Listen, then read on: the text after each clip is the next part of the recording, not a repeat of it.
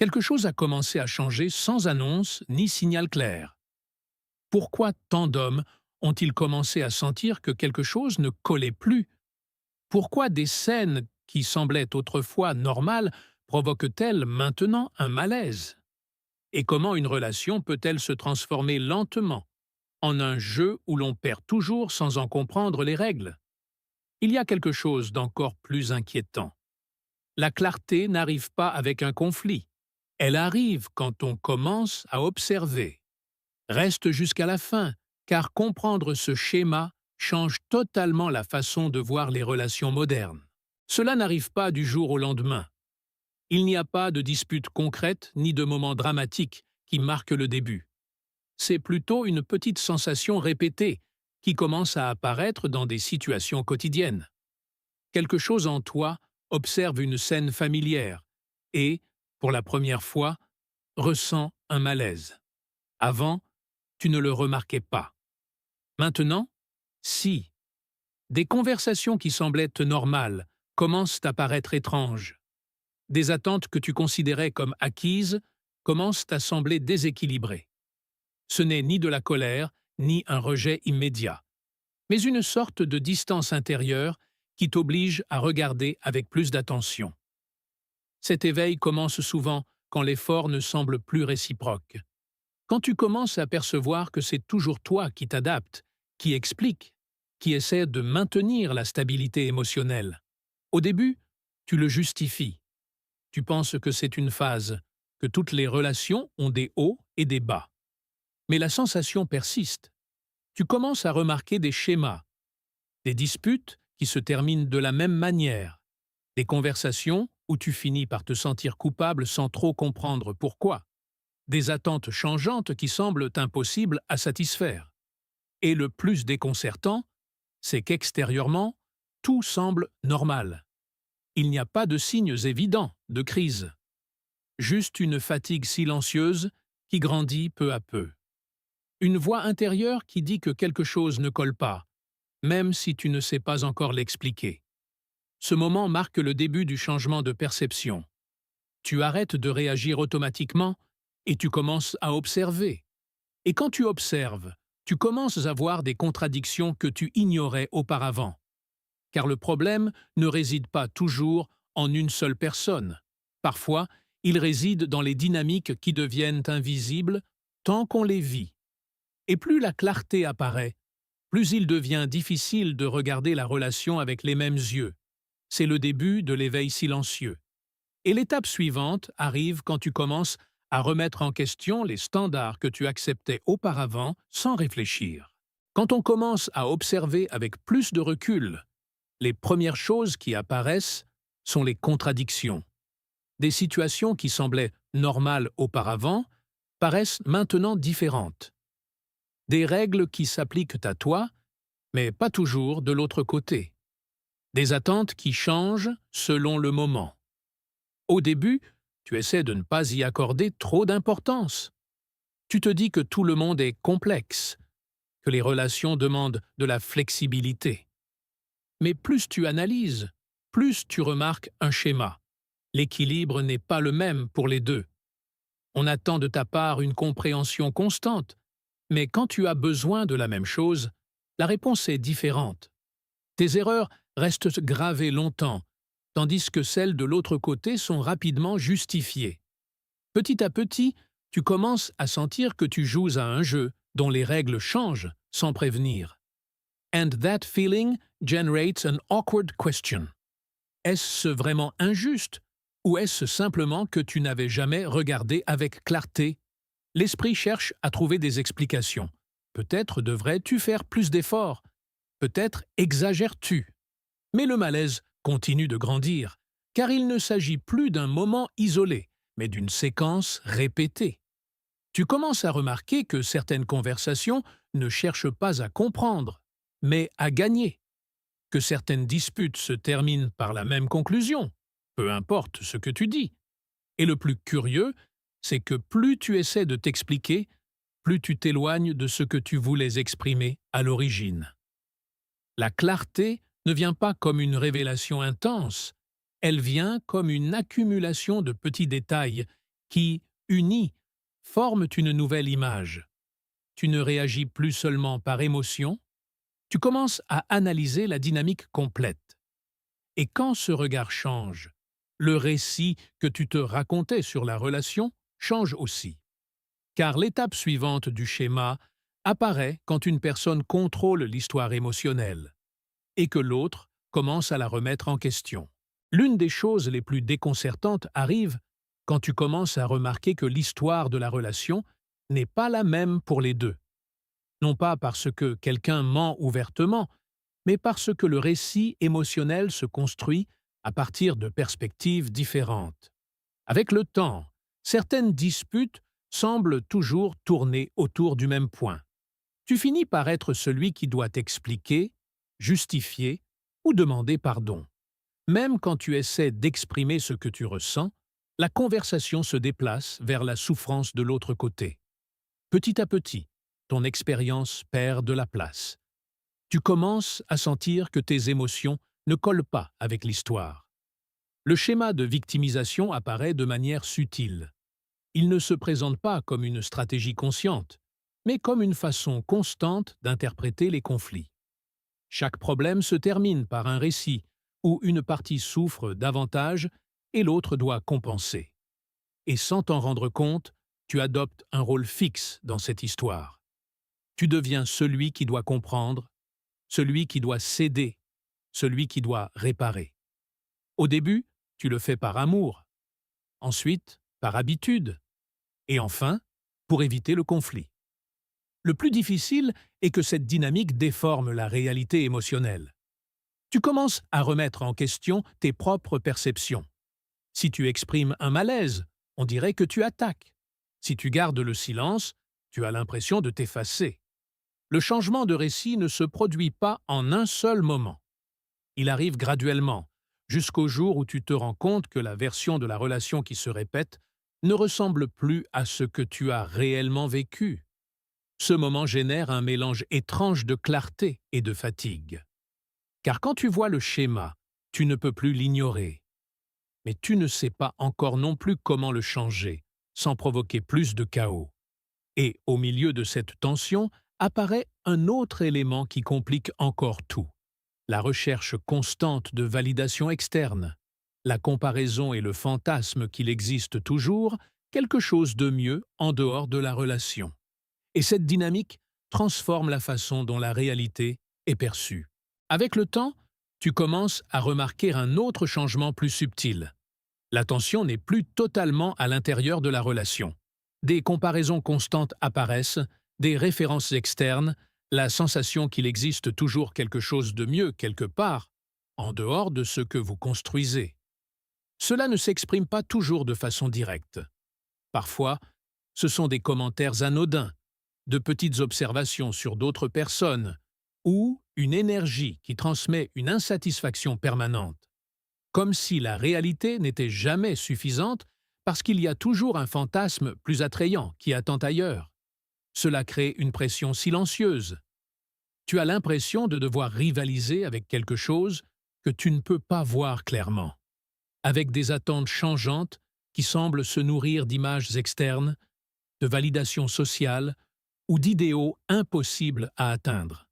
Et quand le fantasme devient plus fort que la réalité, la relation commence à perdre sa stabilité. Les difficultés normales cessent d'être quelque chose à résoudre ensemble et deviennent des preuves que tout pourrait peut-être être mieux avec une autre personne ou dans une autre situation. Cette sensation érode la connexion, car on ne travaille plus à partir du réel, mais à partir de comparaisons constantes. Pendant ce temps, tu essaies de soutenir ce qui existe dans le présent. Mais plus tu t'efforces de prouver ta valeur, plus il semble que l'objectif s'éloigne. L'attention externe agit comme un bruit constant qui empêche d'apprécier ce qu'il y a réellement.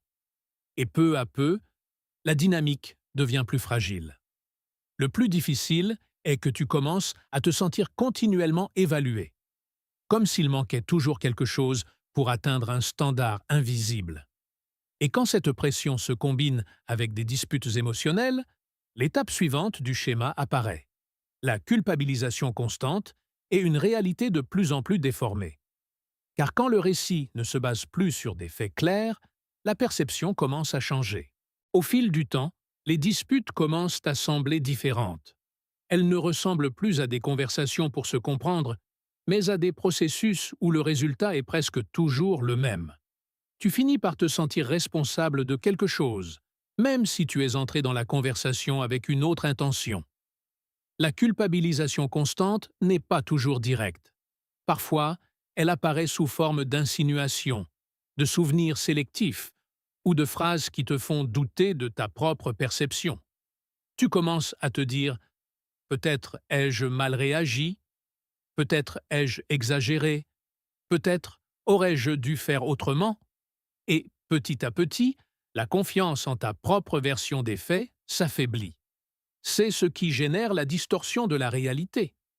Non pas parce que quelqu'un impose un mensonge évident, mais parce que la répétition d'un récit finit par évincer ce que tu as réellement vécu.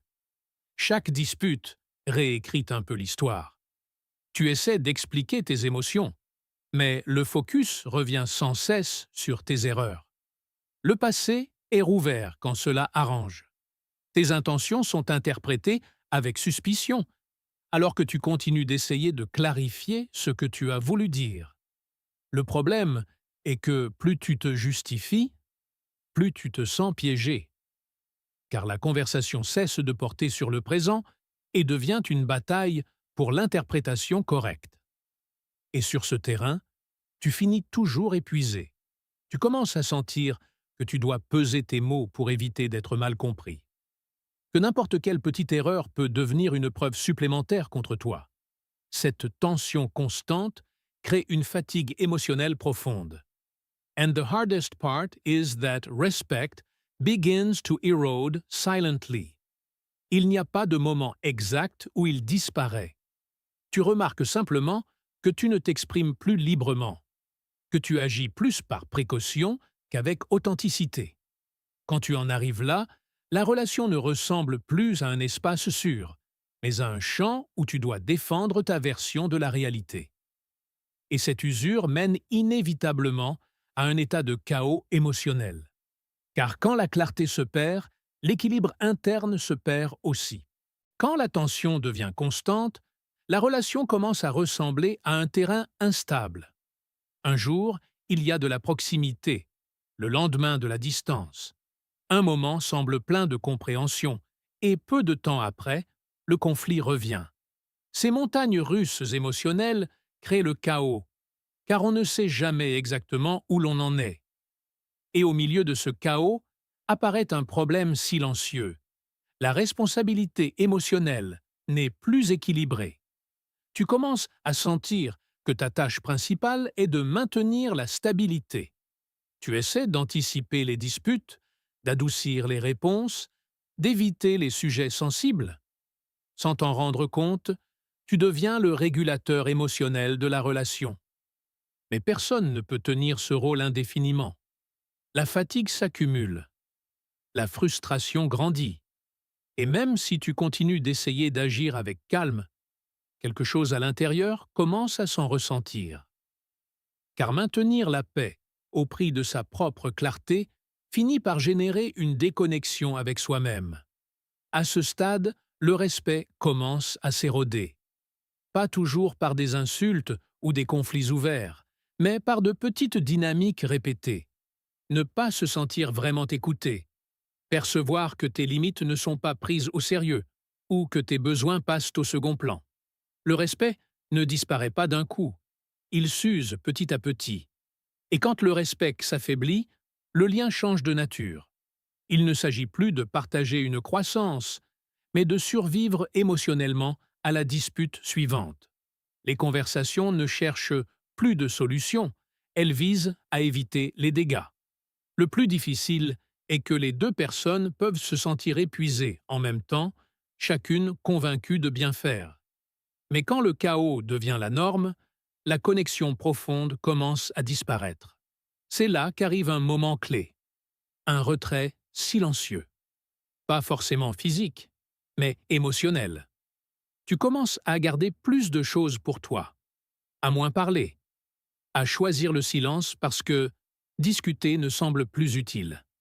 Et ce silence, bien que douloureux, ouvre une nouvelle possibilité. La possibilité de choisir la paix plutôt que le conflit constant. Mais pour en arriver là, tu dois d'abord accepter une chose importante. Tu ne peux pas toujours changer la dynamique. Seulement décider si tu restes dedans. Et cette décision nous amène à la dernière étape du processus.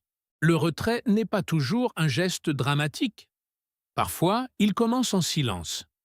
Tu arrêtes de te disputer pour chaque chose, non pas parce que cela ne t'importe plus, mais parce que tu comprends que continuer à lutter au sein du même schéma ne change pas le résultat.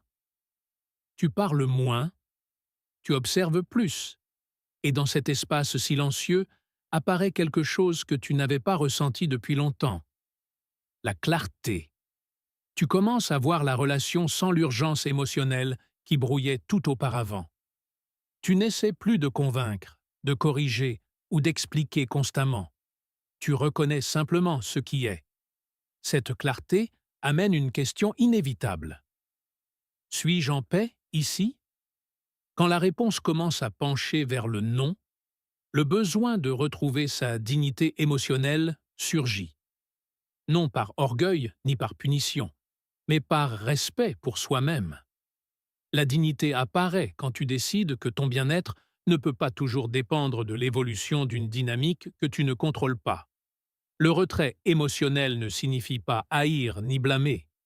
Cela signifie arrêter de poursuivre quelque chose qui te fait constamment perdre l'équilibre. Cela signifie accepter que parfois, l'acte le plus mûr n'est pas d'insister, mais de lâcher prise. Et dans ce processus, quelque chose d'important se produit. Tu découvres que la paix n'arrive pas quand l'autre personne change. Elle arrive quand tu décides d'arrêter de vivre en conflit constant. Beaucoup pensent que s'éloigner est un échec. Mais, en réalité, cela peut être un acte profond de responsabilité personnelle. Choisir la tranquillité plutôt que le chaos. La clarté plutôt que la confusion. La fin du schéma ne ressemble pas toujours à une victoire immédiate. Cela peut faire mal. Cela peut laisser des questions en suspens. Mais cela ouvre aussi un espace pour se reconstruire à partir d'un endroit plus stable. Car quand tu choisis la paix, tu récupères quelque chose que tu avais perdu sans t'en rendre compte, la capacité de t'écouter à nouveau. Et dans ce silence, une nouvelle étape commence. Une étape où les relations ne se construisent plus sur la peur de perdre, mais sur le respect mutuel et le calme intérieur.